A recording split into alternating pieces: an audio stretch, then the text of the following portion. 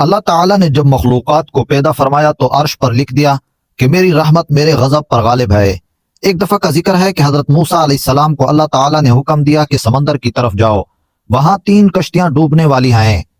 حضرت موسیٰ علیہ السلام فوری حکم الہی کی تعمیل کرتے ہوئے سمندر کی طرف چل دیے۔ ساحل پرسکون تھا۔ بہت دور سے ایک کشتی آتی ہوئی دکھائی دی جو آہستہ آہستہ ساحل کی طرف بڑھ رہی تھی۔ ابھی وہ کنارے سے کچھ ہی فاصلے پر تھی کہ حضرت موسیٰ علیہ السلام نے آواز دی کہ اے کشتی والو، اللہ تعالیٰ کا حکم آنے والا ہے، ہوشیار رہنا۔ انہوں نے جواب دیا کہ آپ جانتے ہیں اللہ تعالیٰ کے حکم کو کوئی نہیں ٹال سکتا، ہم تو اس کے بندے ہیں جو حکم الہی کے پابند ہیں۔ کشتی والے ابھی یہ بات کہہ ہی رہے تھے کہ اچانک ایک موج اٹھی اور کشتی ڈوبنے لگی۔ سوار اپنے آپ کو بچانے کی کوشش کرنے لگے۔ اتنے میں ایک اور زبردست موج آئی اور کشتی کو اپنے ساتھ بہا کر سمندر کی تہ میں لے گئی۔ تھوڑی دیر میں ایک اور کشتی نظر آئی تو حضرت موسیٰ علیہ السلام نے انہیں بھی خبردار کیا اور کہا کہ ذرا محتاط ہو کر آنا۔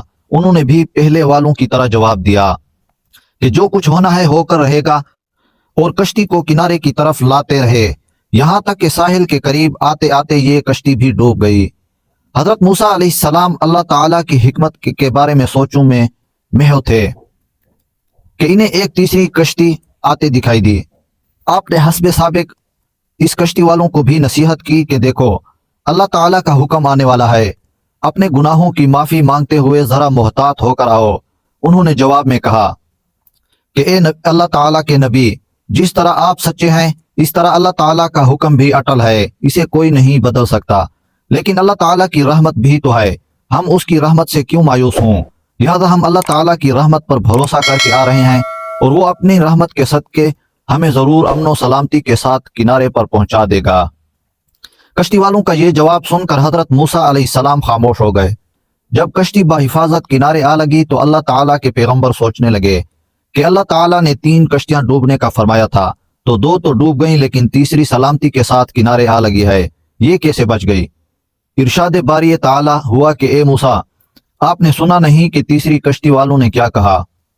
انہوں نے میرے حکم کو تسلیم کیا تھا، میری رحمت کو آواز دی تھی اور اس پر پورا توکل اور بھروسہ بھی کیا تھا، تو اس لیے یہ کشتی میری رحمت کے طفیل بچ گئی، کیونکہ جو بھی میری رحمت کا طلبگار ہوتا ہے میں اسے نا امید نہیں کرتا۔ حدیث میں آتا ہے کہ اللہ تعالیٰ نے جب مخلوقات کو پیدا فرمایا تو عرش پر لکھ دیا کہ میری رحمت میرے غضب پر غالب ہے۔ صحیح المسلم۔ ختم شد۔ امید ہے ویڈیو آپ دوستوں کو ضرور پسند آئی ہوگی۔ اللہ تعالیٰ کی حفظ و امان میں رہیں۔ مزید اسلامی واقعات، احادیث اور اسلامی تاریخی قصے کہانیوں کے لیے ہمارے چینل کو ضرور سبسکرائب کر لیں۔